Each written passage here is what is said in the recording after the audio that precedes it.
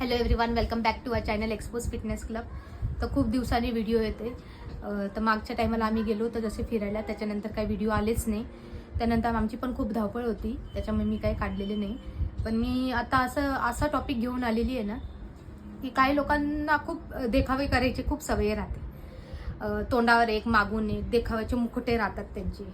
काहींचे असं ना, मी त्यांचं जे काय देखाव्याचे मुखोटे घेऊन फिरताय ना लोकांसमोर, ते त्यांचे चेहरे आहे ना, मी तुमच्या समोर आणणार आहे. आता मला आणायचं नव्हतं हे सोशल मीडियावरती, ॲक्च्युली हे यांचं मला कोणाचंच काय आणायचं नव्हतं. पण आता काय इथपर्यंत आलं ना तर माणूस सहन करेल, इथपर्यंत आलं तर माणूस सहन नाही करणार त्याचा. तर आपण म्हणतो जाऊ दे जाऊ दे जाऊ दे म्हणून मी आतापर्यंत ढकलत आली.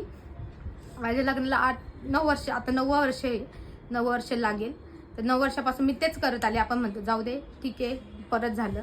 तर काही लोक असे राहतात ना, फॅमिलीबद्दल जर बोलायचं झालं, इतके दिवस मी बोलली नव्हती ना, मी दाखवलं होतं यूट्यूबला का फॅमिली काय, किंवा माझे सासरचे लोक, म्हणजे मी तुम्हाला सासरचे लोक दाखवले नाही माझे. तर त्याचं कारण काय, तर लोकांना असं वाटतंय का बाबा मुलगा आणि सून हेच आहे, फक्त यांनीच करायचं आई वडिलांचा. तर ठीक आहे, मी मान्य करते, मुलाचंही तेवढंच कर्तव्य, सुनेचंही तेवढंच कर्तव्य. पण त्या आई वडिलांचं पण काहीतरी कर्तव्य राहतं ना.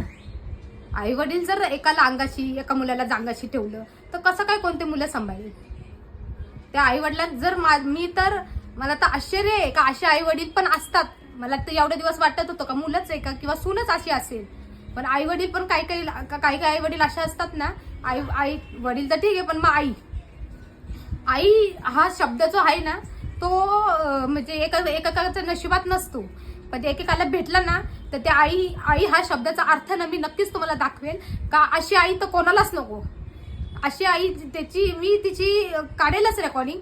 मी पूर्ण प्रूफ सहित तिचं सांगेल का ती काय आहे. आई आणि बहीण, आणि आमची जशी मी तुम्हाला सांगते आता, माझी फॅमिलीमध्ये माझे सासू सासरे, माझे दीर, माझी नंदाई आणि आम्ही दोघं आणि माझी मुलगी, असे आम्ही आहे.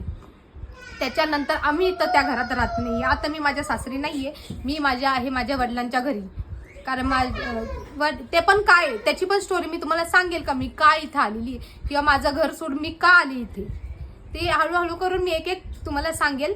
आत्तापुरतं एवढंच आहे. नेक्स्ट व्लॉगमध्ये मी नक्की सांगेल. आणि जे देखायचे मुकुटे घेऊन फिरताय ना, लोकांना दाखवताना आम्ही लय चांगले, किंवा माझ्या नावाची बदनामी केलेली ना लोकांनी, आता मी सांगते का तुम्ही काय आणि काय नाही.